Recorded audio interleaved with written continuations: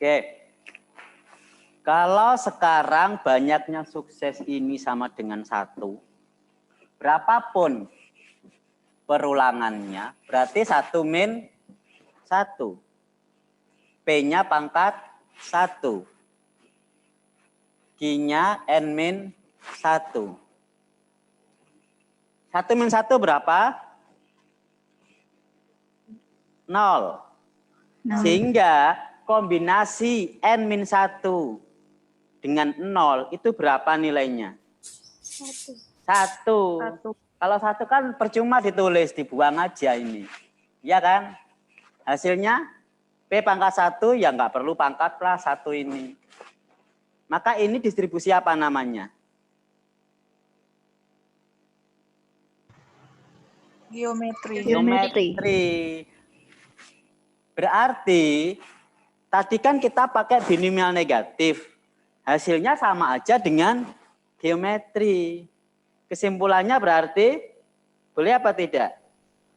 Boleh. Boleh. Nah, ini sampean yang mungkin pemahamannya kurang penuh. Namanya kasus khusus, menggunakan umumnya itu boleh. Jadi misalkan gini dah, kalau Haman bingung matematika, saya pakai kalimat bahasa Indonesia. Buah itu kata umum. Kata khususnya apa? Apel. Anggur, pisang, macam-macam dah. Saya misalkan saya membuat ciri-ciri khusus, ya. Saya makan misalkan berwarna merah, kecil-kecil, bergerumbul. Terus pikiran sampean mungkin bisa mengatakan, oh itu anggur. Mungkin yang lain beda lagi. Terus ada yang berpikir lebih general, itu pasti makan buah. Kira-kira anggur dengan buah ini sama-sama benernya, bisa jadi gitu ya. Karena kasus khususnya anggur itu juga diperoleh atau dimiliki oleh buah. Setiap buah, misalkan kalau misalkan anggur itu memiliki sifat-sifatnya buah, maka kita bisa menggunakan karakternya buah yang berwarna merah, yang kecil-kecil, berukuran bulat, bergerumbul. Nah, itu kan merupakan sifat-sifat dari buah yang secara umum. Nah, kalau misalkan kasus khususnya anggur langsung, jadi nanti dihasilkan ternyata kasus buah yang berwarna merah, kasus buah yang bergerumbul kecil-kecil, ternyata itu adalah anggur, berarti sama. Jadi begitu, kasus umum boleh kita pakai, meskipun hasilnya nanti akhirnya juga akan sama dengan kasus khusus, karena kita memasukkan X-nya sama dengan 1 kalau geometri. Nah, seperti buah kalau berwarna merah tertentu yang punya sifat-sifat sama dengan anggur, berarti juga nanti akan sama kembali ketemunya adalah anggur. Begitu ya. Sama dengan kasus kita di sini, chi-square. Chi-square bukan kasus khusus dari distribusi gamma. Maka kalau ada contoh soal ketemu alfa dan beta yang sesuai dengan kasusnya chi-square, boleh nggak kita menggunakan peluangnya gamma? Boleh. Boleh. Sama seperti itu.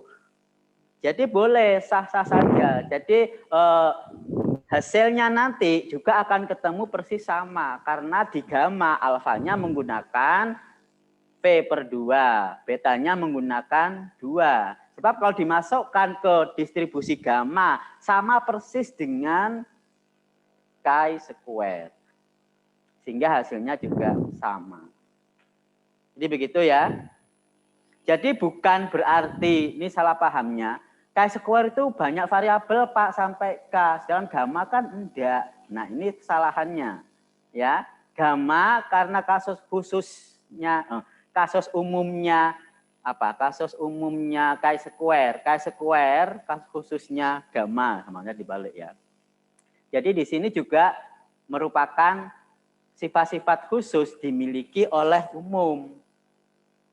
Jadi misalkan tadi kan dibilang subset ya, jadi bukan turunan ya, subset boleh penggunaan kata istilah subset.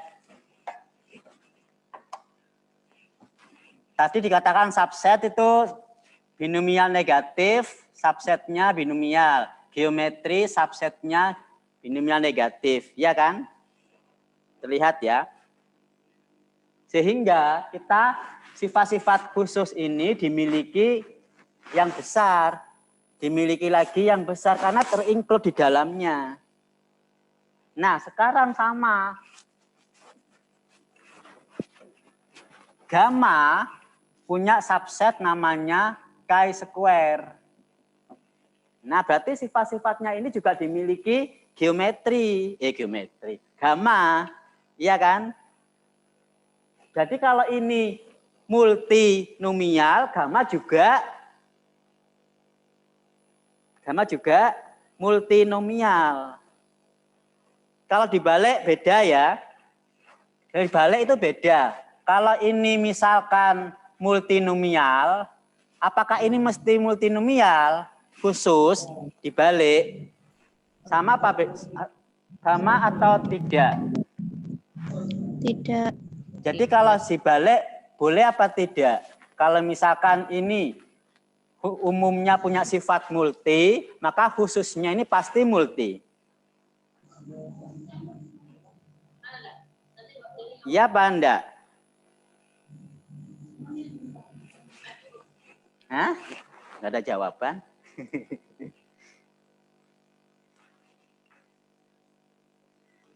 Oke, buah ada. Buah itu merupakan punya sifat misalkan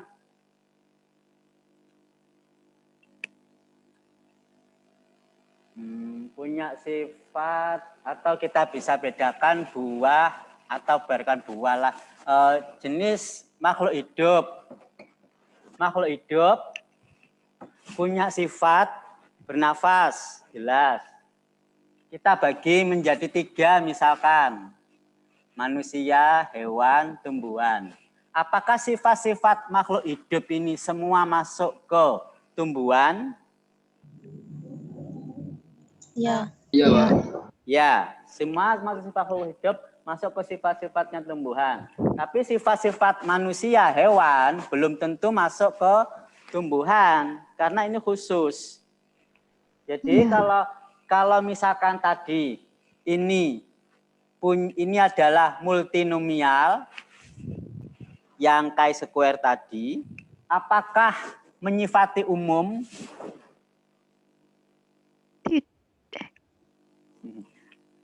Saya lihat gini, tumbuhan itu punya sifat merambat. Apakah makhluk hidup berarti punya sifat merambat? Tidak. Tidak, Pak. Kok tidak? Karena setiap makhluk hidup mempunyai karakteristiknya masing-masing, Pak. Jadi makhluk hidup di sini nggak punya sifat merambat. Jadi yang kalau makhluk hidup nggak punya sifat merambat, berarti dia bukan makhluk hidup. Enggak, Pak. Jadi bingung ini logikanya ya. Kalau tumbuhan punya sifat merambat, maka sifat-sifat ini juga harus dimiliki oleh makhluk hidup. Karena tumbuhan adalah makhluk hidup, ya kan? Nah, jadi makhluk hidup ini juga punya sifat merambat loh. Manusia itu apa bisa merambat? Hewan apa bisa merambat? Ya bisa, soy. Manusia merambat, masa nggak bisa? Merambat itu kan bergerak, iya kan? Iya. Merambat bergerak, loh Pak. Tumbuhan kan menjalar. Itu kan bahasa menjalar. Manusia bisa menjalar enggak? Menjalar. Bergerak bisa. Tapi memang karakter pergerakannya berbeda. Hewan juga bergerak, merambat. Merambat itu berarti semakin panjang, Pak. Manusia juga makin panjang. Dari bayi menjadi besar, tumbuh kan istilahnya. Jadi sama. Artinya sifat-sifat yang dimiliki oleh masing-masing khusus ini juga menjadi sifat-sifat dari makhluk hidup. Paham ya? Jadi makhluk itu punya banyak sifat. Oh, yang punya sifat ini dikelompokkan tumbuhan, yang punya sifat ini dikelompokkan manusia. Yang punya sifat itu dikelompokkan hewan. Semua sifat-sifat khusus itu dimiliki sebagai karakter makhluk hidup. Itu kan? Iya. Nah, sekarang sama dengan kasus distribusi. Kalau distribusinya umumnya adalah gamma, khususnya ini merupakan chi-square, maka sifat-sifat chi-square ini juga dimiliki oleh gamma. Kalau chi-square multinomial, maka gamma juga punya karakter multinomial. Paham di sini? Sehingga kalau logikanya seperti itu, sekarang pertanyaannya muncul yang apakah multinomial merupakan kasus khusus dari binomial?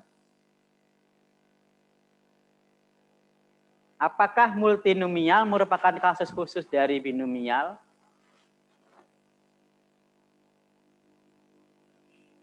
Nggak ada jawaban. Apakah binomial itu punya subset multinomial?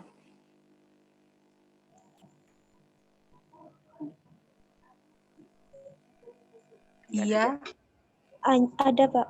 ada. Ada. Berarti ya. Iya. Iya. Multinomial kasus khususnya binomial. Ya. Mbak Anis bilang, Mbak Kirania bilang iya, Mbak Nuril bilang iya. Ada yang bilang tidak. Mas Himni bilang apa, Mas Himni? Mas Himni bilang apa, iya apa tidak? Kalau menurut saya sih tidak, Pak. Tidak. Kenapa? Karena kan itu tadi multinomial kasus khusus Dari binomial. binomial. Ya. Iya apa tidak? Oh, masih bingung, Pak, saya, Pak. Saya bingung. Siapa yang ada komentar? Apa enggak kebalik, Pak? Gimana, Mbak? Kalau binomial kan itu cuma 2, sedangkan multinomial itu banyak. Jadi kan lebih banyak. Maksudnya kalau di apa ya? Jadi yang masuk Dilogikakan subsetnya gitu. siapa? Berarti kebalik artinya. Oke, Ya. kayaknya enggak tahu. Oh, kayaknya enggak tahu. Jadi belum paham juga, yakin. Berarti binomial subset dari multinomial, begitu ya, Mbak Anis? Oke. Ya, begitu. Mbak Anis beda pendapat dengan Mas Himni. Beda pendapat dengan Mbak Nuril tadi. Ada lagi tambahan? Siapa yang mendukung Mbak Anis? Jadi kita bahas makin lama nanti. Ingat, kalau sampean menyatakan binomial adalah kasus umum dari multinomial atau dibalik, multinomial adalah kasus khusus dari binomial, maka sifat-sifat binomial harus dimiliki oleh multinomial. Ya kan? Sifat-sifat binomial yang pertama adalah apa? Mempunyai 2 peluang. Kok 2 peluang? Ya, 2 peluang atau mempunyai 2 kemungkinan yang terjadi, memiliki 2 kejadian yang terjadi, yang mungkin terjadi. Jadi punya 2 peluang. Apakah itu dimiliki oleh multinomial? Iya, Pak. Iya, Mbak Nuril. Iya. Alasannya? Karena multinomial kan bisa 2, bisa 3, bisa 4. Jadi kalau ngitung, misalkan ada 2 kemungkinan. Nah, itu kalau dihitung menggunakan multinomial ataupun menggunakan binomial, hasilnya sama, Pak. Begitu, Mbak Nuril ya.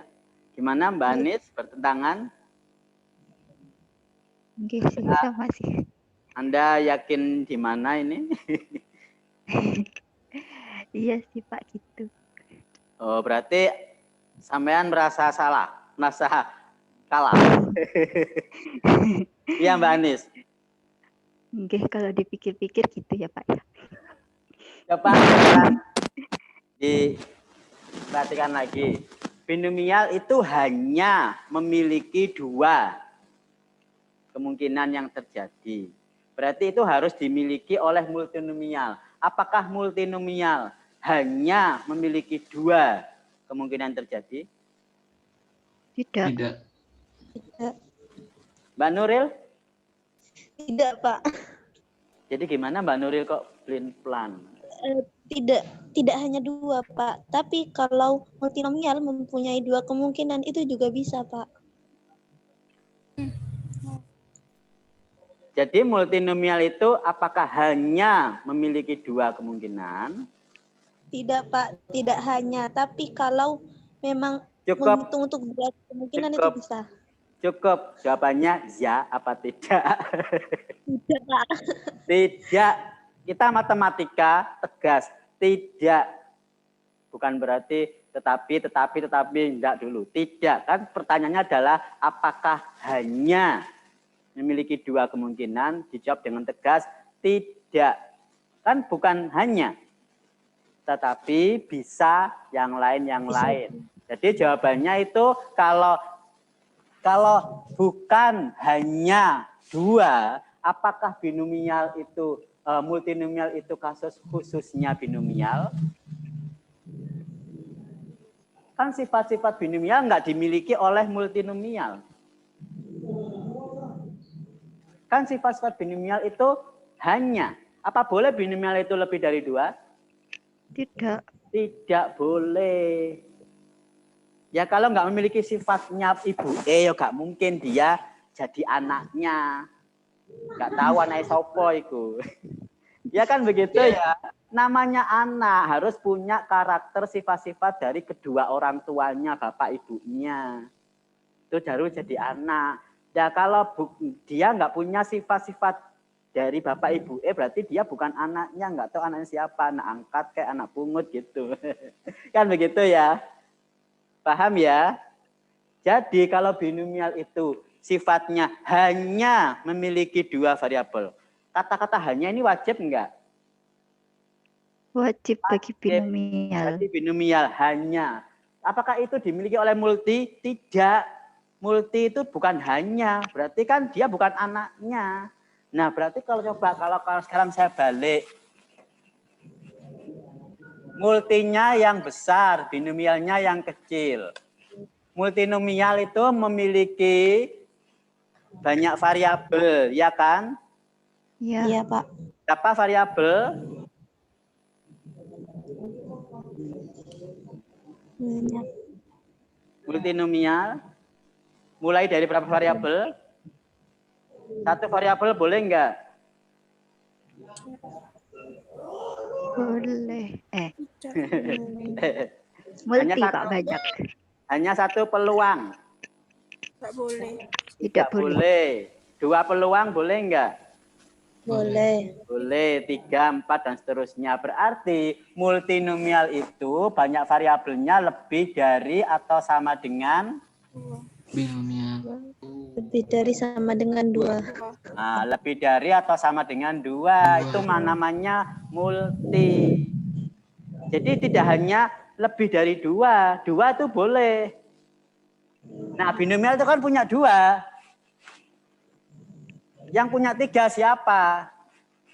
Namanya trinomial, ya kan? Trinomial. Yang punya 4 siapa? Apa? 4 itu.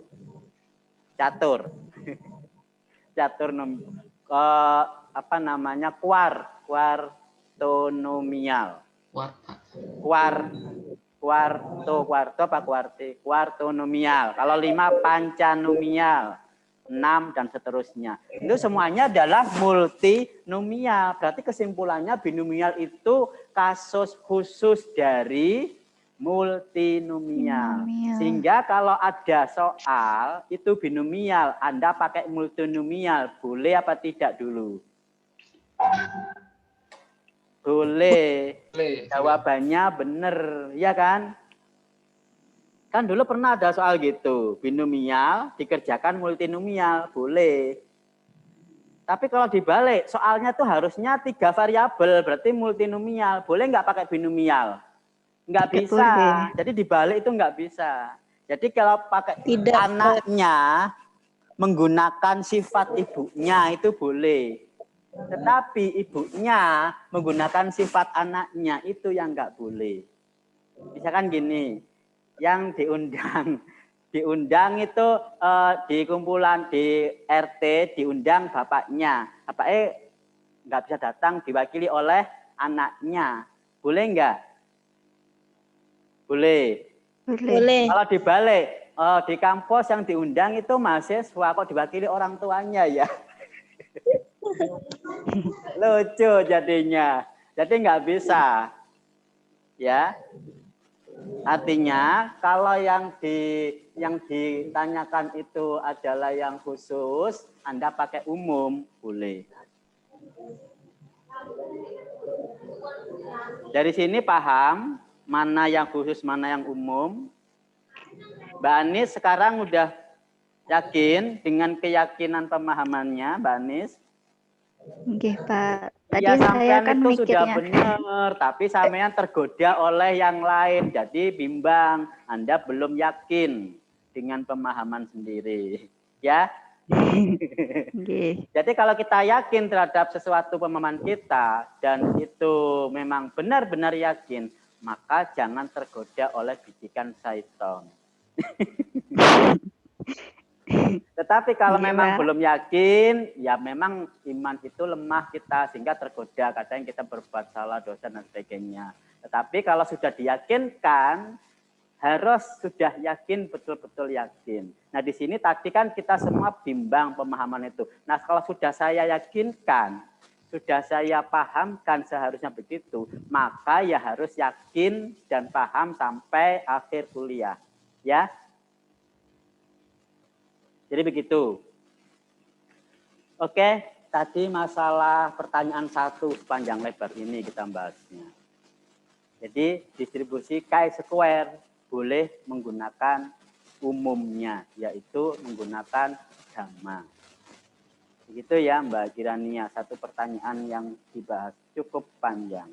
Mungkin ada pertanyaan yang lagi, silakan yang lain.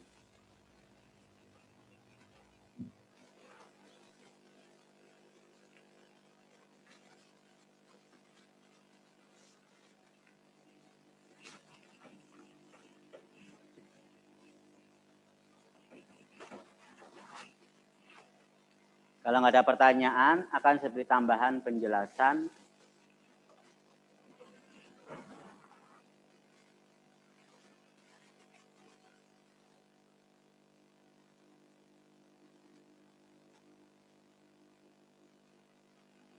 Kelihatan ya papan tulis ini.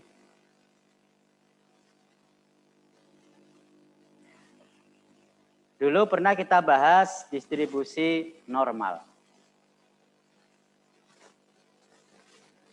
Distribusi normal, yang penting datanya, variabelnya itu merupakan data kehidupan sehari-hari yang berlaku secara normal. Normal itu kan kita punya tahu ya gambaran distribusinya seperti ini. Normal itu berarti dia mengumpul di sekitar rata-rata. Yang kecil dan yang besar itu seimbang. Maka itu normal. Contohnya tinggi badan ya. Tinggi badan manusia kan banyakkan rata-ratanya di sini. Sekitar berapa sampai berapa. Katakanlah tinggi badan manusia dewasa atau apa itu sekitar 110. Sekitar 120 sampai 150. Katakanlah begitu. Yang kecil ya masih bayi lah. Itu 50 cm, 30 cm ada lah. 30 cm. Ada manusia yang tinggi sekali, 2 meter. 2 meter lebih misalkan, 220. Kan jarang ya. Jarang. Nah, di sini yang paling banyak itu usia remaja, dewasa. Di sini, maka itu dia bersifat normal, tinggi manusia. Kemudian berat badan. Usia mahasiswa juga begitu normal. Yang muda dan yang tua itu sebanding. Yang paling banyak itu sekitar 17 ya. Nggak tahu sekitar berapa usia mahasiswa itu banyak kan di situ. Yang paling muda dan paling tua itu sedikit. Sama dengan banyaklah kasus normal. Itu namanya berarti dalam kehidupan sehari bersifat normal, maka kita bisa mengatakan dia distribusinya adalah normal. Nah, sekarang kalau normal kita dengan simbol dulu menggunakan variabel, misalkan aja variabel X. X berdistribusi normal, rata-ratanya mu, variansinya sigma kuadrat. Karena normal itu banyak kejadian, katakanlah misalnya bisa tinggi manusia, tapi tinggi manusia Asia, tinggi manusia Eropa, Amerika, Afrika, Australia, itu kan berbeda rata-ratanya. Ya enggak?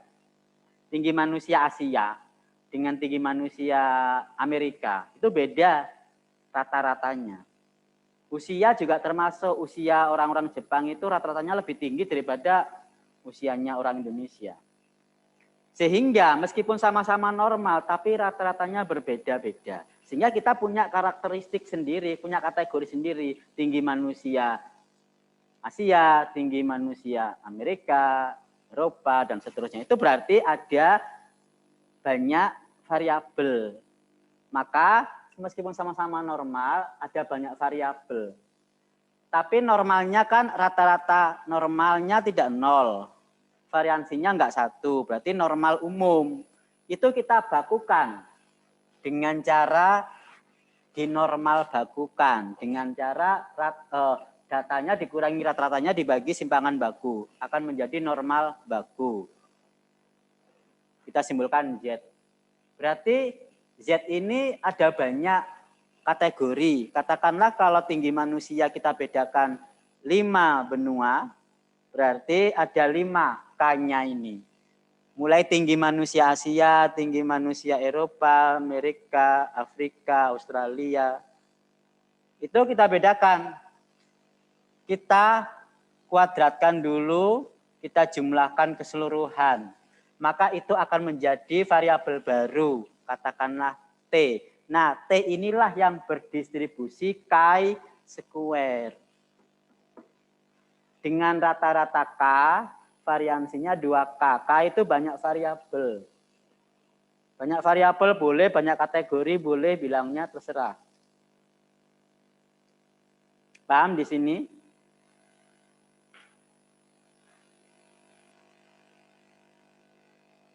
Ada yang tanyakan? Jadi saya simbolkan, terserah simbolnya kalau di makalah itu, di makalah kelompok yang kita bahas tadi, simbolnya bukan T, tapi E kuadrat. Terserah mau simbol apa, supaya beda. Karena E tadi kan normal ya, kan tidak sekedar normal dikuadratkan, tapi melalui normal dibagukan, kemudian dijumlahkan keseluruhan, sehingga nggak cocok kalau pakai E kuadrat. Kita variabel yang lain masih banyak, katakanlah T. Oke, ada pertanyaan dari pembahasan ini, silahkan.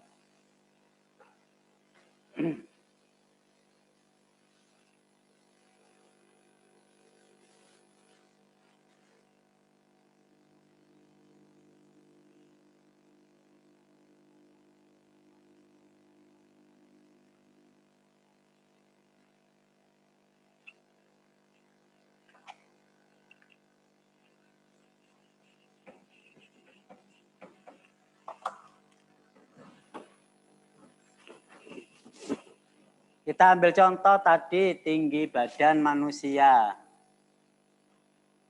Tinggi badan manusia kita kategorikan menjadi 5, misal. Yang pertama Asia, Afrika, Eropa, Amerika, dan Australia. Ya. Tinggi badannya kan macam-macam ya. Asia tinggi badan diurutkan paling kecil, misalkan bayi 20 cm. 20 cm bayi ada enggak ada. 30 cm. 30 cm sampai paling tinggi lah katakanlah 180 cm. Tentu berbeda. Yang lain ini juga punya data yang berbeda. Ya toh? Rata-ratanya pasti juga berbeda. Rata-rata ketinggian orang Eropa itu beda dengan orang Asia. Orang Asia itu cenderung rata-ratanya lebih pendek daripada orang Eropa. Iya kan? Dan yang lain, Australia, Amerika, dan seterusnya pasti punya rata-rata yang berbeda. Nah ini semuanya kan normal, ini normal, semuanya normal. Ini namanya X1, X2, sampai X5. Kemudian kita bakukan, normalnya ini semua dijadikan 0 dengan cara tadi di normal bakukan. Sehingga menjadi variabel baru Z1, Z2, Z3, sampai Z5. Paham ya? Setelah dinormal bakukan, menjadi variabel baru Z1, Z2, sampai Z5. Nah ini datanya kan semua masih ya. Berarti datanya ini normal baku. Rata-ratanya 0. 0 semua. Tapi di sini ada plus minus. Nilainya kan ada plus minus di sekitarnya ini. Ada plus minus. Rata-rata awalnya beda semua. Tapi di normal bakukan kan rata-ratanya harus 0 semua. Caranya ya semua data dikurangi rata-rata dibagi variansi. Semuanya begitu. Sehingga nanti akan jadi normal baku. Normal baku inilah kita jumlahkan. Ini kita jumlahkan semua. Akan menjadi T1. Dijumlahkan semua. Akan menjadi T2 dan seterusnya. Inilah yang berdistribusi chi-square.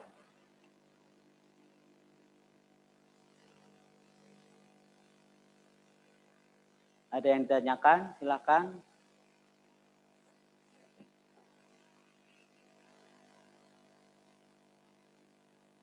Jadi variabel-variabel yang Z baku ini dijumlahkan semua akan menjadi variabel baru yaitu T. Yang pertama ya T1, T2.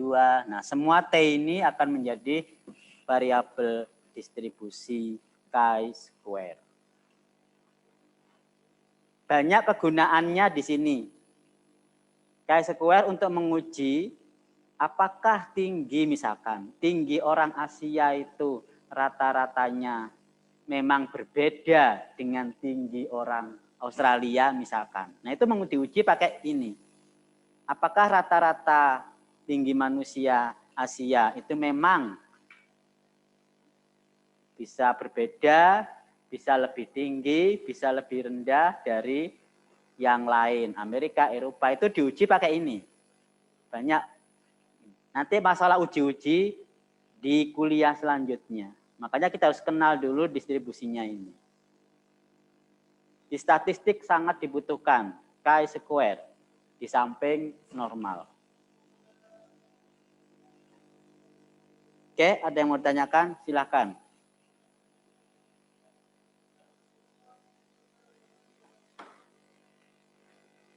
Mumpung masih membahas chi-square, distribusi. Minggu depan saya nggak bahas distribusi lagi. Minggu depan materi baru bukan distribusi. Silakan.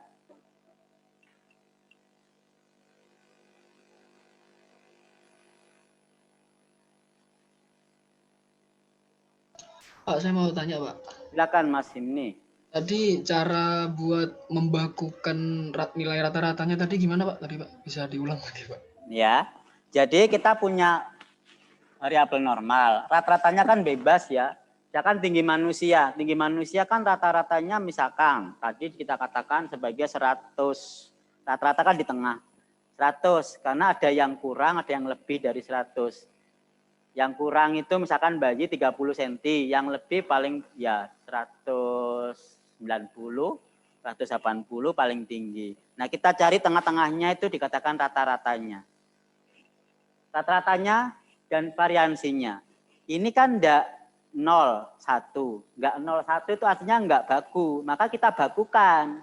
Kita bakukan dengan cara semua nilai variabel dikurangi rata-ratanya, dibagi dengan simpangan bakunya. Maka dijamin pasti rata-ratanya 0. Variansinya 1. Jadi kalau semua data dikurangi dengan rata-ratanya, dibagi dengan simpangan baku, maka hasil perhitungan tadi kalau dirata-ratakan lagi adalah 0. Variansinya 1. Kalau nggak percaya silakan buktikan, maka sementara percayalah. Karena kalau buktikan lama nanti ngitungnya satu persatu ya. Pakai Excel boleh. Silakan Anda pakai Excel, dihitung, dikurangi rata-rata, dibagi simpangan baku. Semua data begitu. Kemudian dihitung ulang lagi, hasil baru itu dicari rata-ratanya berapa? Pasti 0. Rata-ratanya, variansinya pasti 1. Dan itu pasti, secara analitik sudah pasti. Secara praktik, ya silakan dicoba pakai Excel, hitung-hitungan. Begitu Mas Himni? Ya Pak, terima kasih Pak. Ya. Semua distribusi bisa dibakukan, bukan hanya normal. Kan distribusi itu macam-macam. Ada yang rata-ratanya sekian-sekian, sehingga itu biasa. Kalau mau dinormalkan, normal itu normal, maksudnya dibakukan, berarti rata-ratanya harus 0, variasinya 1. Maka dengan cara yang sama seperti ini, maka akan menjadi baku. Karena ada eksponensial baku, ada eksponensial umum juga ada.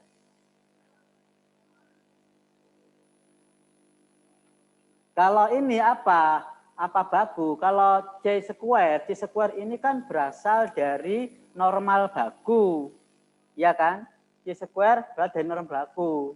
Dia tapi penjumlahan dari kuadrat, maka rata-ratanya bukan 0 lagi, dia enggak baku lagi. Rata-ratanya dia adalah K. Rata-rata K, banyak variabel. Variansinya 2K. Sehingga bukan baku. Apakah bisa dibakukan? Semua data bisa dibakukan. Gitu? Ada pertanyaan lagi? Silakan. Jadi baku itu bukan hanya miliknya normal. Semua distribusi bisa dibakukan, distandarkan. Istilahnya standarized. Bukan hanya normal yang bisa distandarkan, semua distribusi bisa distandarkan, dibakukan. Yang penting menjadi rata-rata 0, variansi 1. Oke, lanjut. Ada pertanyaan lagi, silahkan.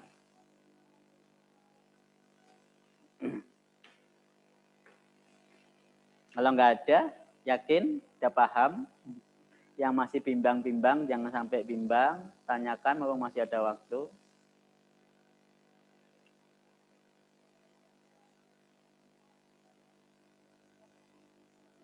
Kalau masih bimbang, karena mungkin waktunya minggu depan sudah nggak bahas distribusi lagi, coba dicek lagi video-video rekod-rekod yang saya tampilkan atau saya linkkan melalui e-learning, dibuka, bukan sekedar di-download, tapi juga dilihat dan diperhatikan untuk dipahami ulang.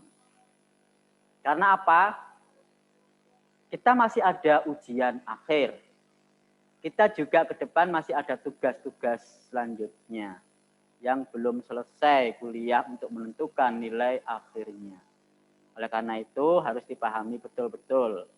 Sebab nanti seandainya ada yang sampai nggak memenuhi syarat nilai minimal, karena nggak ada ujian ulang untuk UAS, ya terpaksa harus tahun depan ketemu lagi.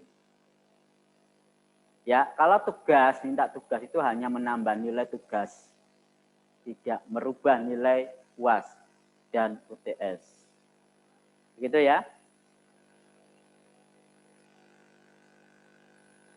Tugas paling mentok nilainya 50.